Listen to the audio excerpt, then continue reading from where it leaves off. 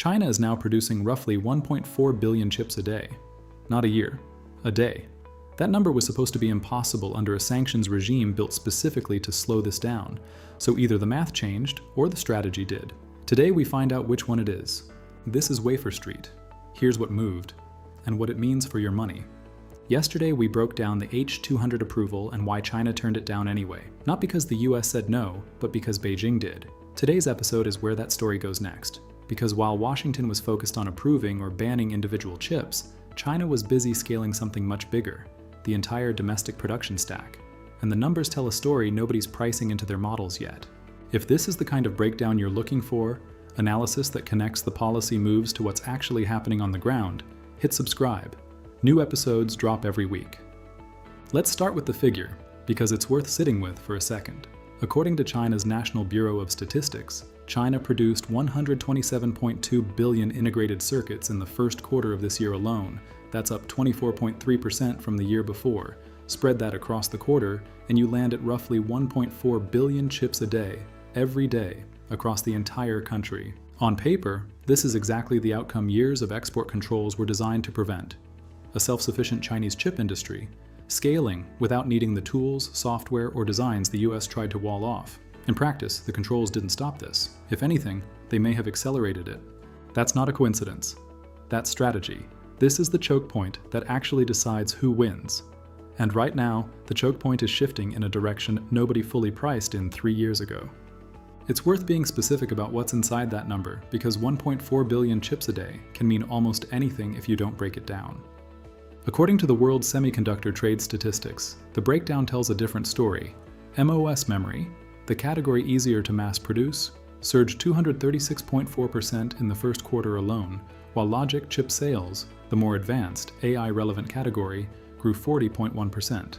That gap matters.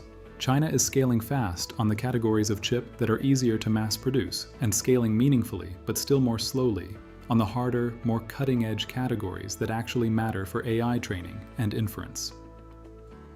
There's also a supply chain layer that gets almost no coverage outside trade press. Optical modules, the components that move data between AI servers at high speed. Chinese firms now hold 7 of the top 10 spots globally in that market, with combined market share above 60%.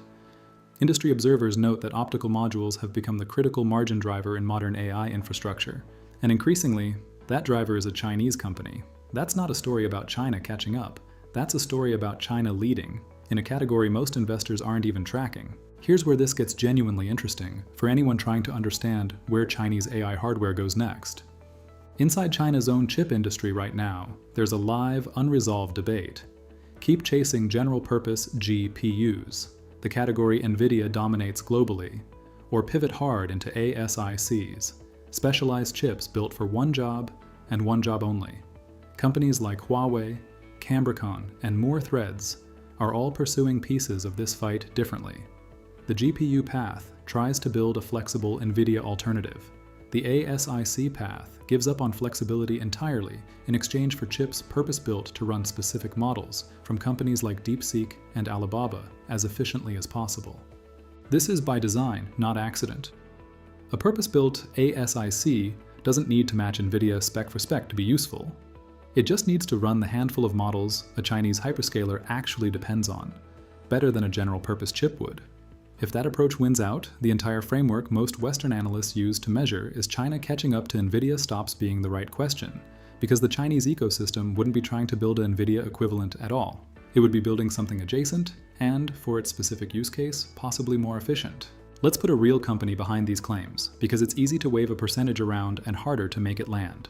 Huagong Tech, an optical module manufacturer based in Wuhan, launched a module in March capable of moving 12.8 terabits of data per second, bundling the equivalent of 8 of the previous generation 1.6 terabit modules into a single unit, built specifically for the next wave of AI clusters running over 100,000 GPUs at once.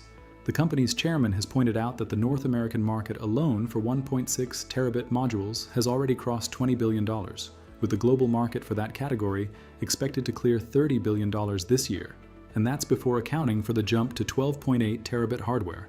Here's why that matters for your portfolio.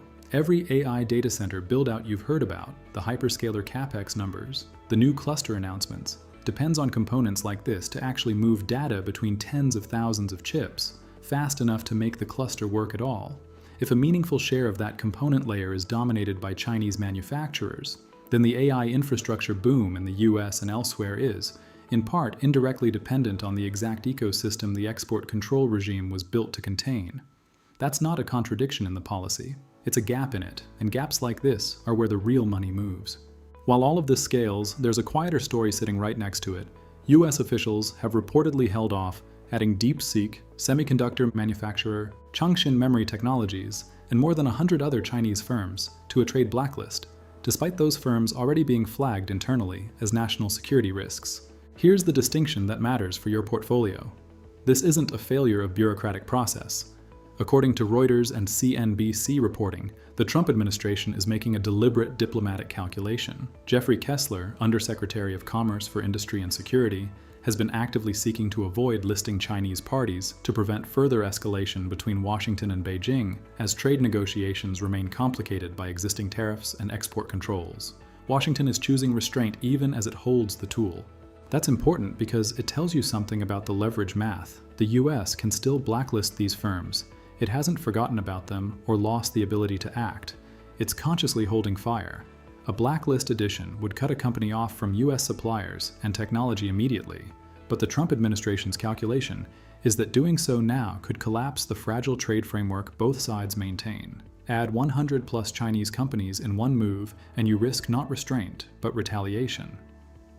The real story: Washington still has leverage over Chinese firms, but it's using that leverage through restraint, not restriction, at least for now.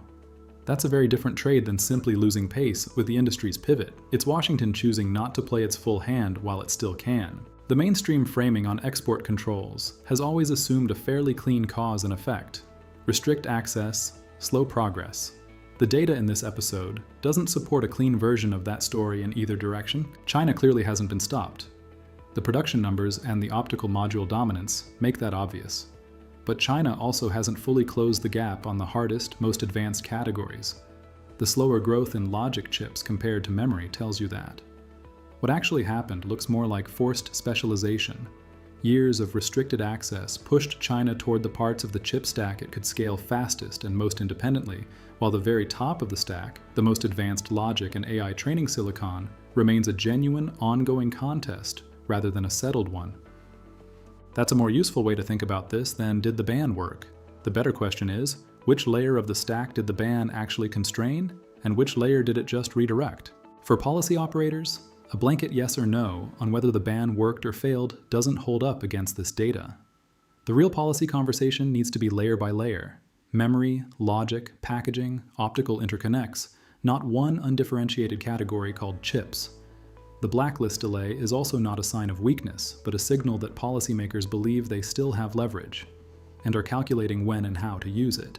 For retail investors, Chinese optical module and memory suppliers are scaling in categories that feed directly into the global AI infrastructure build-out, including outside China. That's a supply chain exposure most portfolios aren't pricing in, because the headlines are all about GPUs and bans. If you're holding semiconductor or infrastructure ETFs, you're already indirectly exposed. For tech and AI operators, if the ASIC path wins inside China, expect Chinese AI infrastructure to diverge architecturally from the rest of the world over the next few years, not just in policy terms, but in actual technical compatibility.